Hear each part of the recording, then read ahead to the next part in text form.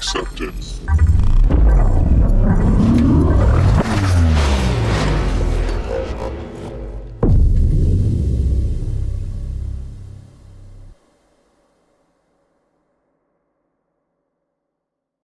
So, we can start. Hello, everybody. My name is Bartosz de Boulangé, and I represent Bank Gospodarstwa Krajowego, which is a Polish national development bank. And today I would like to talk to you a little bit about this topic, the runtime exceptions into startup exceptions, Spring Boot Startup Validator. So basically, I would like to share with you an idea why you would like and why you should catch as many exceptions, errors as possible before runtimes, and why you should do that. And I'll show you a library that can help you with that. That is called Spring Boot Startup Validator. It's an open source library that we created after hours with my colleagues at Bank Gospodarstwa Krajowego. And yeah, what we'll be talking about.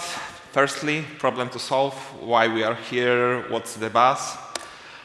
Examples when what problems can you face and why they are problematic, some personal experience from work. Then, what was the inspiration for creating the library? Further down the line, solutions available on the market.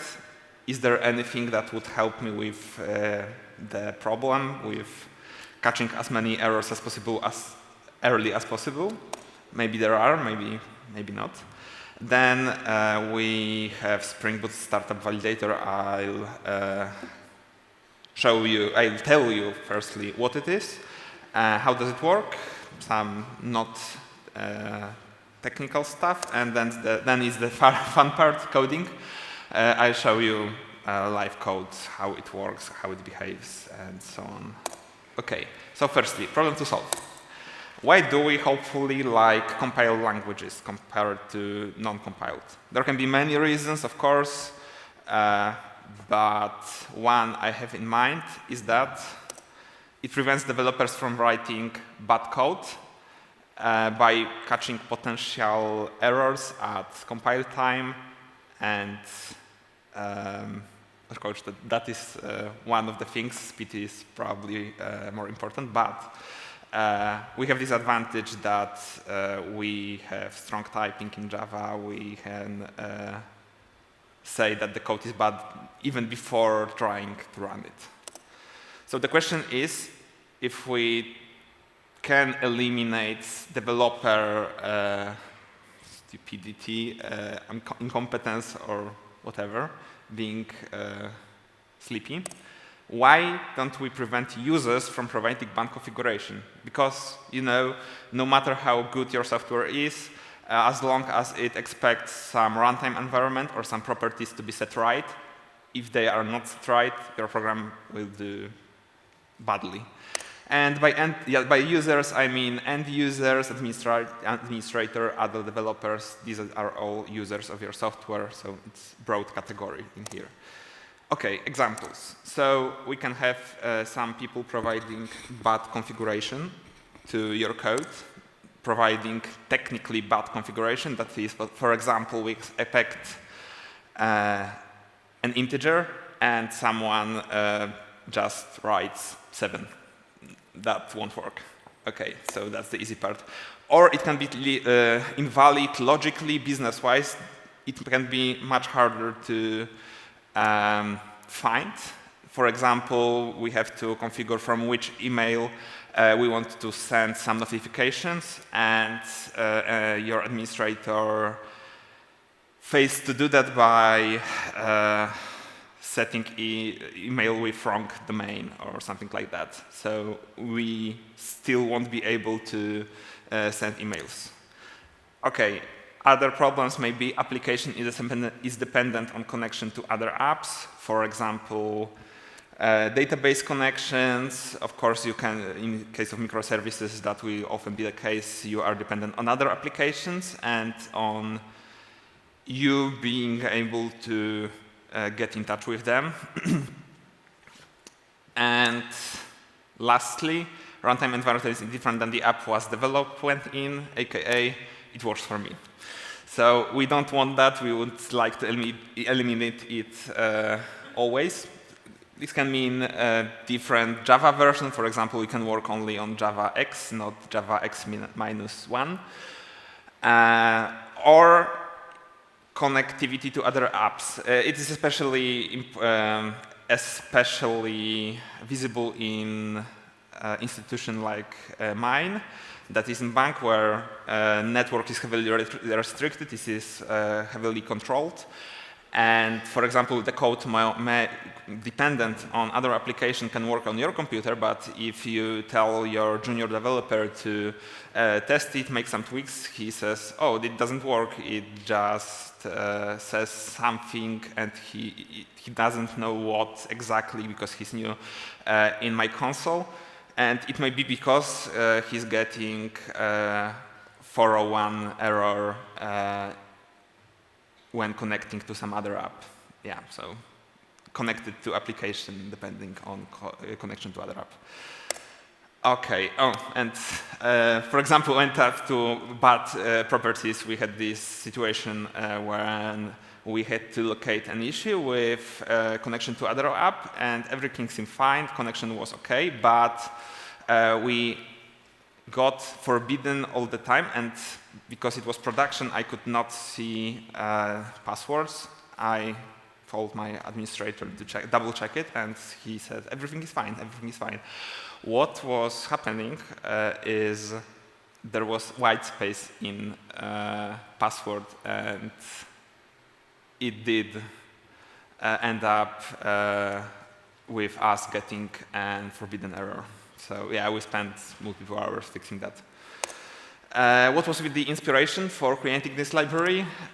First of all, Spring Boot's startup approach to startup. I think it's very nice, very beautiful. For example, in case where you have your Spring data set up and you forget to set URL, you're probably familiar with this error message. It doesn't even start, and it's a good thing because you know that the app, if it would be run, it would not run properly. So it's better to just shut down than continue badly.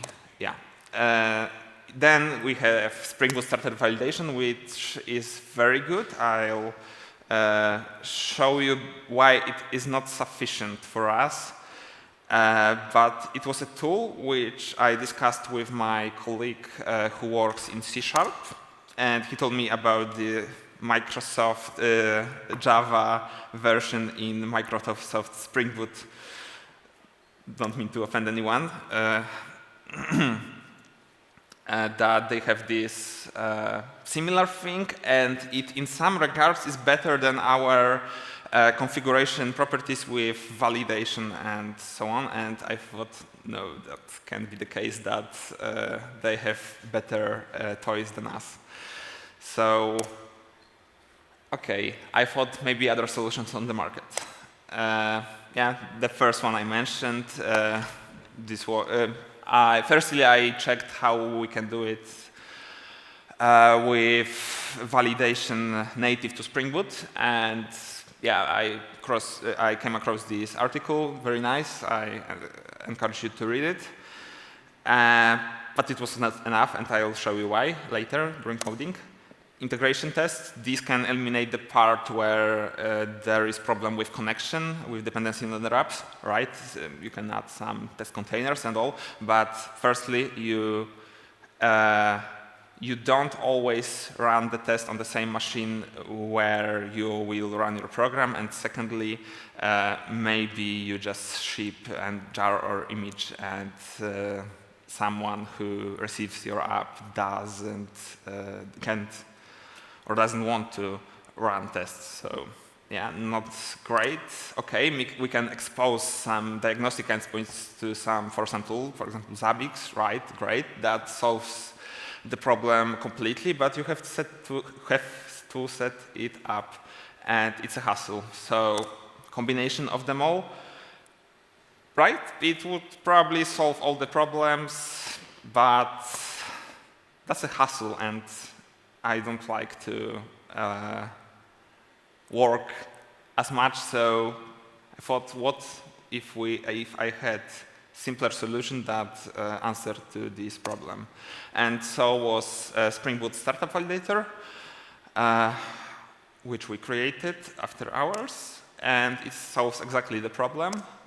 It is a plug-and-play type of library specifically for Spring Boot. As of now, it's only for Spring Boot, and it would probably be quite hard to translate it to other frameworks, but I don't know. Think about Quarkus. It creates a report at startup which says exactly what is wrong with your properties, and can say a lot about some connection by running some methods at the start. It is fully annotation based. All you have to do is just add some annotations in certain places, and you're ready to go. Actually, you interact with this library only with annotations. So yeah, it's extremely easy. It's very lightweight. I kid you not, there are no dependencies for this library. It's pure Java. Of course, it has some dependencies that are provided in scope, especially for Spring Framework interface and logging interfaces. So right, it is based largely on Java Reflection. It utilizes it a lot, and it is open source. So yeah, it's under Apache license. This is the reason I believe I can use Spring Boot in this case, because it's under Apache license 2.0. Yeah. So available tools that you get with this library for fields, especially for bad properties provided. As of now are two only. Mustmatch, it validates if something provided matches your regex. Must be defined. It's actually a subset of mustmatch. It's not null basically, and not empty. Must succeed. These are for methods. Your method has to succeed. There must not be any exception during its run, and must return. We expect some string value to be returned. And what is important, you can use it with methods that are not that do not return string, and then we just utilize two string methods. But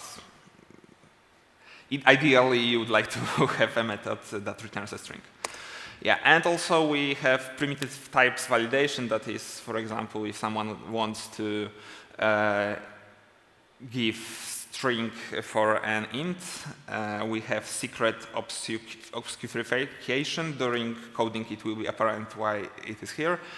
And we have support for different log-like levels of messages, because we don't always want to shut down our app, as in case of Spring Boot when you cannot connect to your database. But sometimes we'd like to just communicate something to your user that is probably off, but maybe not. OK, so how to use? You have to add one dependency, enable by using enable startup validation, use aforementioned annotations for fields and methods, and enjoy. That's basically it. And now we are going to code. OK, I have to hurry up a little bit. So let's go through my project. Can I see my? OK.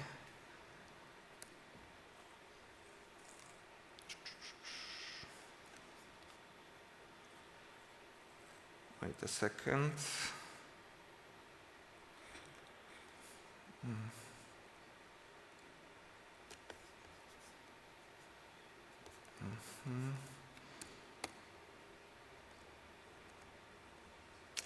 Great. Oh, yeah. Duplicate. It's not a Polish setup of keyboard, and sometimes I have problems with that. Yeah, so let's go through our projects. We have IntelliJ IDEA, and we have a simple Spring Boot application. We have Spring Boot parent. we have some basic dependencies. We have Webflux, we have Spring Boot data connecting to MySQL database. We use Lombok. I'll assume that you're familiar with Lombok. That's not the today's presentation topic. Okay, don't know what is going on here. I just remove it. That's not necessary. And firstly, I show you why native Spring Boot validation is not ideal. So firstly, we'll go with that and go from there. We have, outside of our app, we have containers running with database, and we have, close that. I believe it should still be running some mock server that just returns success, right? So this is our setup. Let's go through classes. Yeah, main, nothing fancy here. In persistency, we handle database. We have just one table, demo entity, and it has some value. That's all. That's just a demo. We have demo repository, JPA repository, and in case of services, we have configured web client, and we have service and method within that just test the service. The URI is demo, and we expect that this web client returns success. Yeah, also print it. Right. That's it, I believe. And when it comes to our properties, they look like this. We have a database. We have some properties. We'll go back through in a second. We'll go back to in a second. And yeah, okay. Yeah, these are properties we'll be validating. So EU demo, and we have some under PL demo. Very secret password, and yeah, let's go through demo with native Spring Boot validation. We have do something like this. So, for example, we have configuration properties, we have EU demo namespace, and we say to Spring Boot that it should be validated. Right. Okay. Then we have some string with name, and it must be defined. We can communicate with an end user pretty conveniently by providing our custom message. We have some email. It's a Jakarta annotation that ensures that it is an actual email, and also we can match, provide the configuration against regex. So basically everything that our app should do. So yeah, and we have it across multiple classes. So there is the first configuration properties class, and for example, we would like to have some other properties in other class, and we would like have a password that is not blank, so we can avoid the issue with very secret password that has a white space in the middle, or in the end, or in the beginning. Right. What else? No, that is for in a minute. We go to methods. Spring Boot doesn't allow us to validate methods, so yeah. And here we have some other class with configuration, but here we would like to use value-based injection, not configuration properties. And yeah, basically we would like to inject this EU demo value and email. Right, and we can start this application, and we'll see how Spring Boot handles it.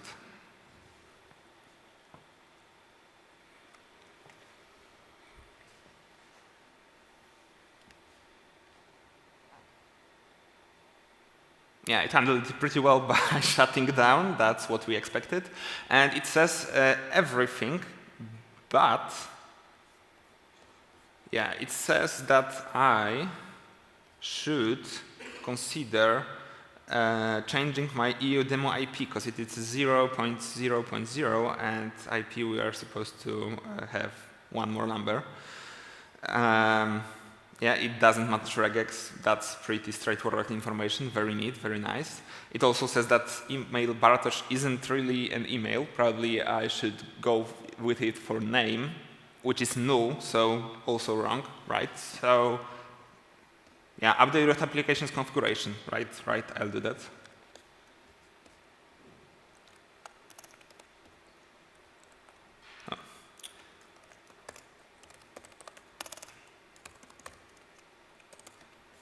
Okay, let's run it. Should be fine as I did everything fine. Right. No, still no. Password is still incorrect, and it says only now that password is incorrect. Right, next, updating your configuration. So we can't have white spaces in here. And let's run it.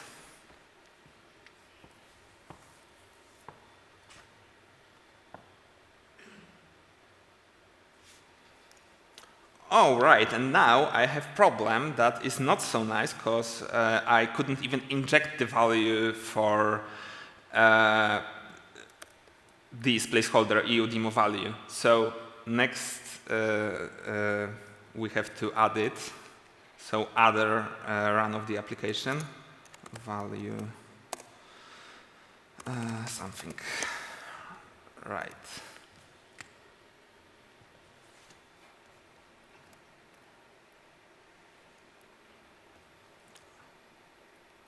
And I think I haven't,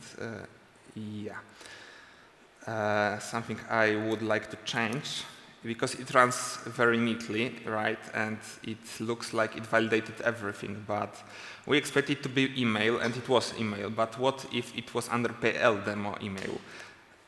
I'll show you. Once again, but email, it's definitely bad email.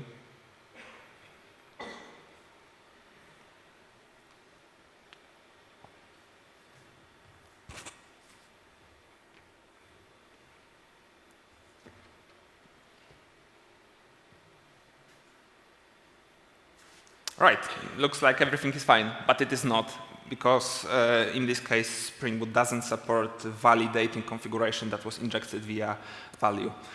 So what if I told you that this library does exactly everything that native Spring Boot validation doesn't in case of configuration, because Spring Boot validation is much more broad than what I'm about to show you. My library is concerned only about startup. So, yeah, we know that it's not ideal. Let's return to the rock configuration and change our dependency and use our library. 6 minutes, I believe I'll handle it. But email, no name, oh, excuse me. But IP, and we don't have value here. And we have not this email, or it may be wrong, right? And very secret has white space in middle. Yeah, so we have to change our dependency. We throw it away. Or maybe I throw it away, because it will be easier not to intertwine those two libraries with each other. And we go to Maven Central. We have this nice dependency, first version. It's still hot, 7 days old. Yeah. Let's refresh Maven libraries. Yeah, hoping it was refreshed. Yeah, as I said in presentation, what we have to do, firstly we have to enable it by enabling it in some Spring Boot component, base case in the main class. Enable startup validation, right? Then we can enjoy it. We can also provide which packages it should affect, because it does not affect every package. It affects only packages that are below this class. recursively, of course. But you can also say that you would like to scan some other packages, for example, from your own domain, right? You can do this, and you can have several of those, so no problem, and they will be scanned, but that's the easiest way. Okay, and yeah, we remove Jakarta.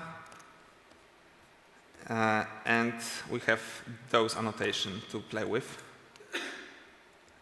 I'll have this regex Mustmatch. It's without P. In case of email, we also have to use Mustmatch. And also have to provide regex. Maybe in the future, and here we have GitHub with all the information about this application. I remember I specified how this regex should look like in here. Right, it was somewhere there, but yeah, that works as well. Probably without it. Yeah. And here must be defined. We go to another class, remove this, and we have also Mustmatch regex. Right, easy. A method will go later, and yeah, Mustmatch, and I'll just copy it from here.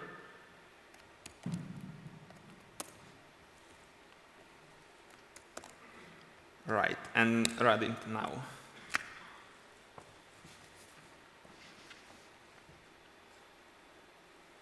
Okay, one more Jakarta.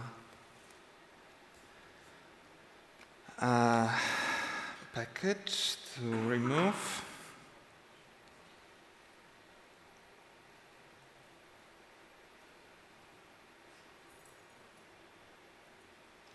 Right, we have a problem here, but we also have report about everything that happened, what is wrong. We have regex that was not matched for Bartosz for PL demo email, so in the class with value-based injection, we have mandatory property not configure audio name. So multiple class, multiple problems, everything in one place, communicated with you, and yeah, I didn't put much attention on it, but in case of Spring Boot validation, you had password provided in log file as is without any obscurification, and in this case we should also have what is wrong. I don't see it here. Yes, regex was not provided for very secret. That's the password. We shouldn't have it here. And we have obscured it by adding some additional properties. Yeah, it's here, I remember, yeah. So we can say that it's secret, and it's true that it is secret. And also what we can do, we can specify what to do by, and it's possible with every annotation, what to do otherwise. There are two options, fail, which is default one, or warn, which is, yeah, other type. We will be only warned at startup that something is incorrect, right? So now let's allow fix those annotations. Yeah. Okay.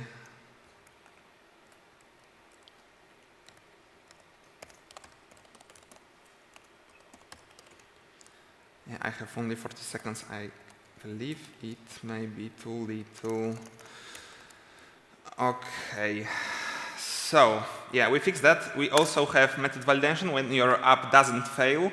It is also possible, doesn't fail technically so that your Spring Boot context starts and everything is fine. We can also validate methods. And it works perfectly with other Spring Boot components because it is very tightly integrated with Spring Boot. So, for example, we can say must succeed in case of this simple test where we check Java version.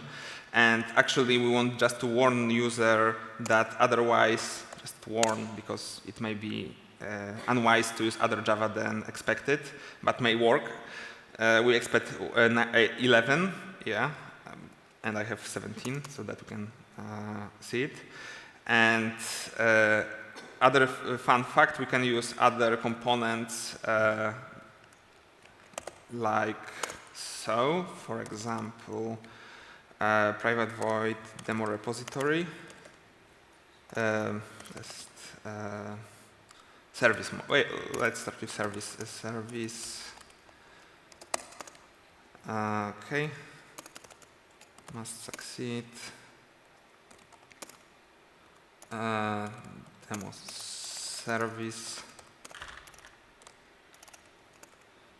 Text external service, and that's all. Okay, let's run it now.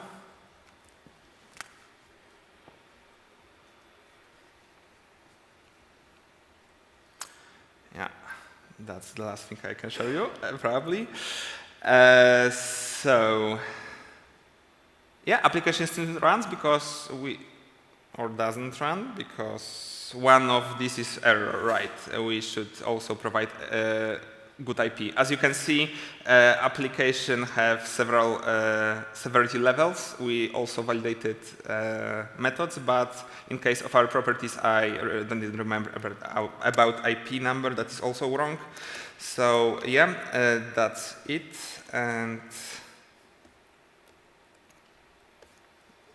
And let's break some things. For example, let's break my mock server. Just remove it. Delete. It should not yeah, now it should throw an exception.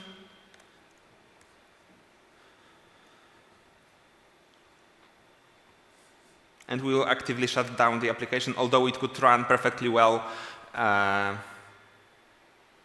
Shutdown completed, right? It could run perfectly well, but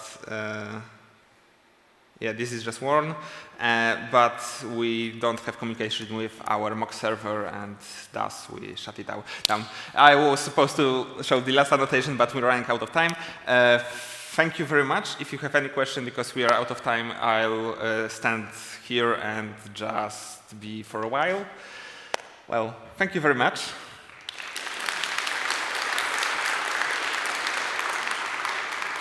Oh, last thing. If you want to contact me, yeah, this QR code, this LinkedIn, and my GitHub profile. And also you have a link to the application itself.